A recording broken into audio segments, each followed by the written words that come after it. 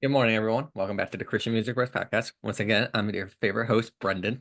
And right now, like I said, we don't have a secondary co-host because Brandon left unexpectedly a couple weeks ago, but he's doing well. And he's actually going to be joining back in for an episode soon. Can't tell you when, but he's excited to see y'all again. Today, I'm with another cool BB, so I'm going to let BB introduce himself.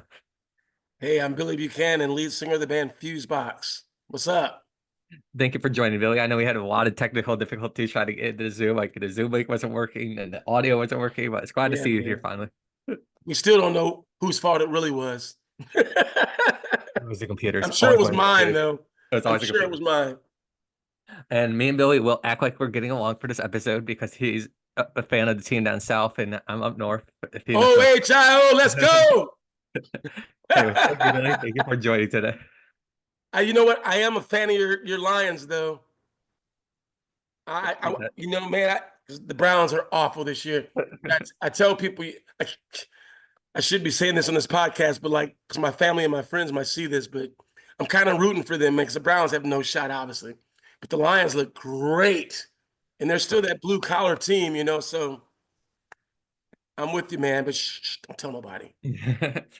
We're gonna just cut out that you guys did not see anything That's here. right. Anyway, let's just start diving in. Can you tell us a little bit about your music background, like how you got started in music?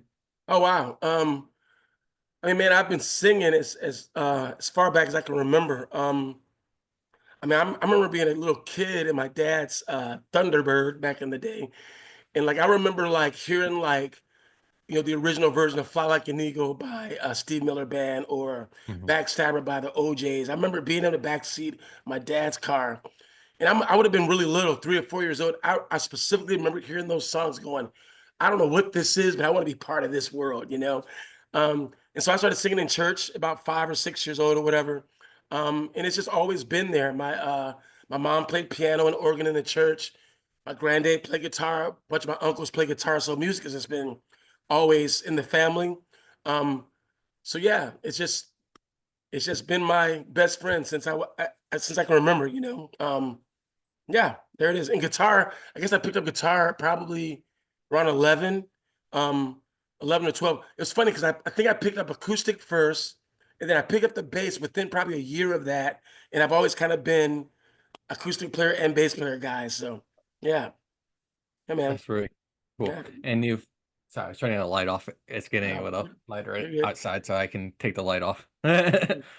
Early morning. But anyway, you had the band Fusebox. You were the lead singer of the band Fusebox, who was pretty big in the 90s, and you're just now making a comeback. Can you tell us about how it came to the 90s and what made you guys decide to come back Well, at the we perfect actually we time? actually didn't get together till 2000. Our first album came out in 2000. I think we recorded it in 2001. It came out in 2002. Then our second album came out in 2004.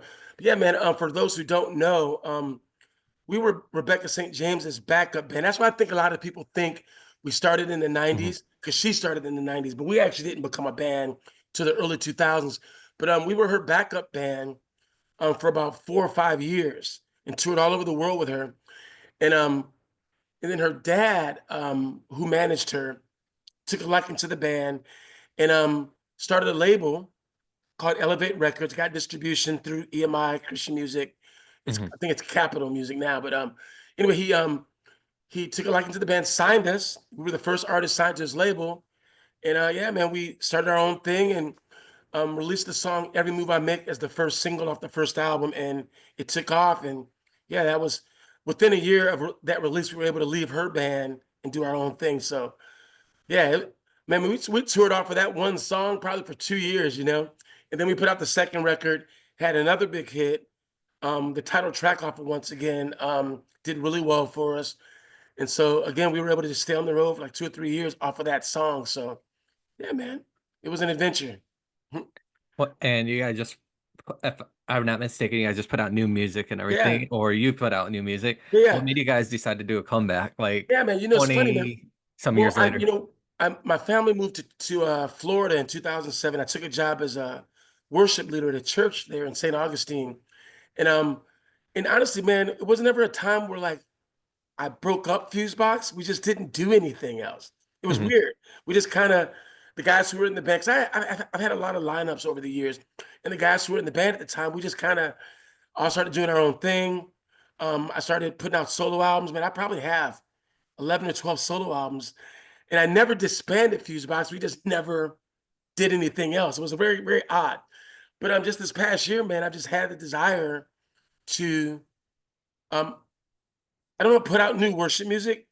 And I didn't want to put it out as me. I wanted to put it out as Fusebox. And I went to the Dove Awards this past couple months ago and saw a lot of old friends, met a lot of new friends, did some interviews with my manager who owns Today's Christian Entertainment. And so we were doing interviews, and I'm catching up with a lot of old friends. And I told a few of them that I wanted to put out some new Fusebox music. And they were like, dude, the time is right. Do it, do it, do it. So it just confirmed in me what I had already felt. So yeah, we put out a new single a couple weeks ago called You Will. And the response has been great so far, man. I mean, I know it's definitely a different marketplace than it was 20 years Mhm. ago.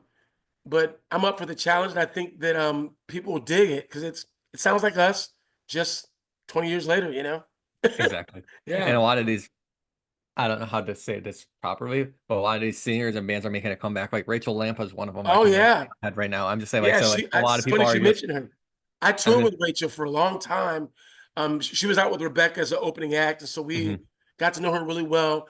And I saw her at the Devil Wars, and we talked about this. It's like her, Out of Eden was there. They got new music out. Yeah, exactly. So Like, yeah, it's you know what it is, man. I feel like I don't know, man. Maybe it's when I see artists like CC Winans, even Toby and mhm. Michael Tate and the Newsboys.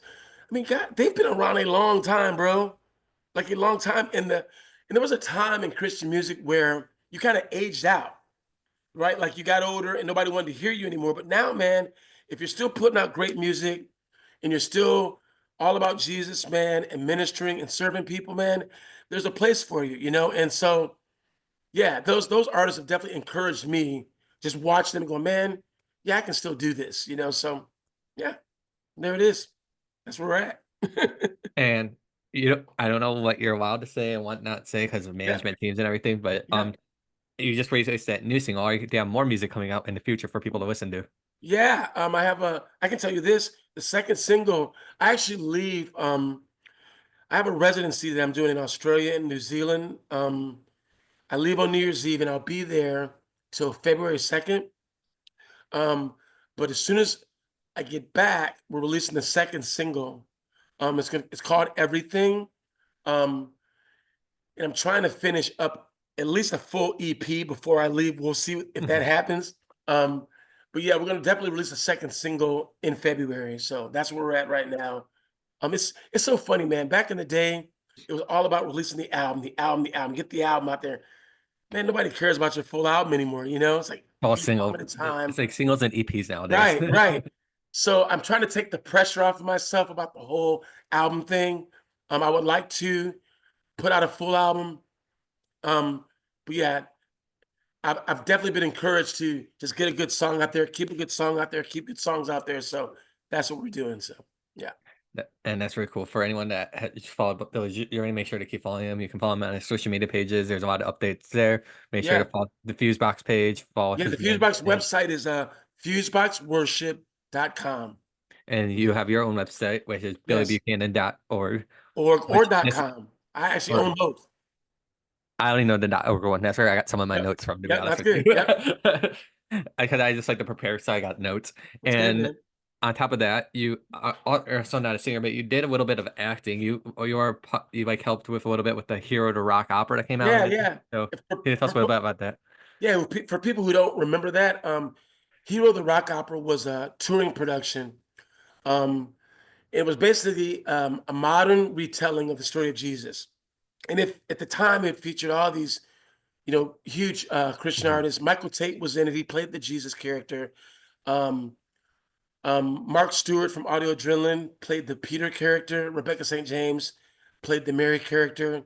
T-Bone was in it. It was tons of people.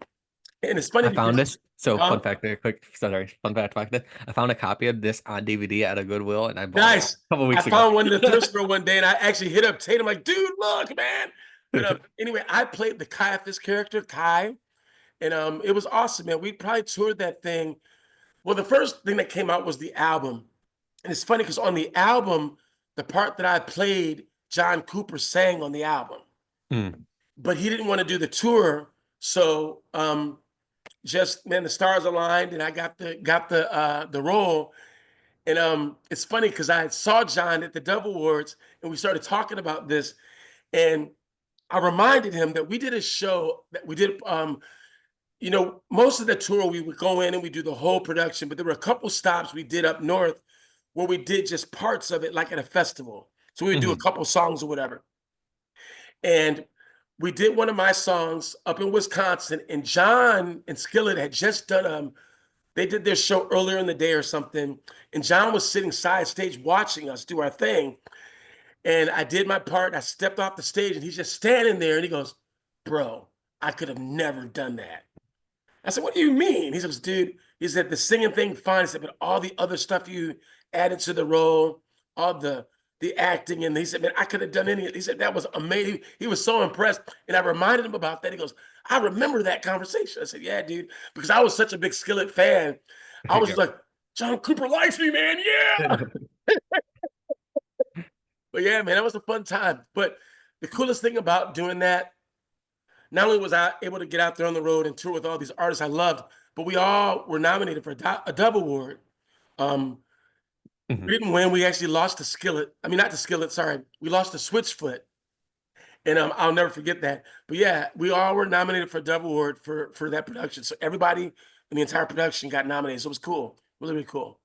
Real cool. And if, for those who haven't checked it out or haven't seen it, I recommend checking it out. I still haven't watched it, to be honest with you, but I've listened to the music and everything. Yeah, really, really cool. The music stands up too, bro. It still sounds great. But Eddie Exactly. DeGarmo and Bob Farrell wrote the whole thing. Um, and you can actually watch the entire production. If you can't find it on DVD or whatever, you can actually watch the whole thing on YouTube, the entire Exactly. thing. So yeah, Exactly. And dive in, man. if It's you guys cool. remember, Eddie DeGarmo was on this podcast as well. So like I Oh, brought that up with cool. Eddie like 4 months ago. So that was really cool. Wow. Love Eddie, man. One of my favorite people, man. Love him, love him, love him. He changed my life, man. Like he's the Mhm. reason that I even moved to Nashville. Short story is, I was living in Atlanta and Forefront Records, which was the label that had DC Talk, Rebecca St. Mhm. James, Audio Adrenaline, tons of artists who were really big, Christian artists who were big in the 90s, early 2000s. They were selling Forefront. Eddie owned Forefront. They were selling it. They brought in the new team, and the A&R guy, the first A&R guy was a guy named Mark Nicholas. And Eddie gave him my CD of my band at the time and said, "This guy has something. You need to call him." So Mark calls me, ends up signing me to Forefront for a developmental deal. I moved to Nashville.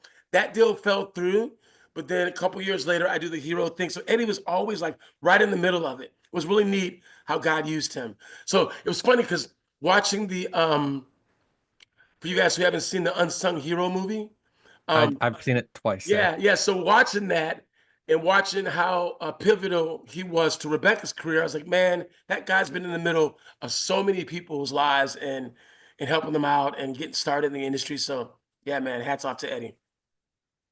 yeah, and Eddie's a really cool guy. Cool as Yeah, you man. too. You're cool too. Uh, trying, Uh, we just trying. have a few extra minutes with you today. I like to give our speaker such guests the floor to speak about anything on their heart, anything they want to share. So the floor is yours. Wow. Um, I don't know, man. It's funny. I look back. Been really blessed, man. I've been able to make my living playing music all of my adult life.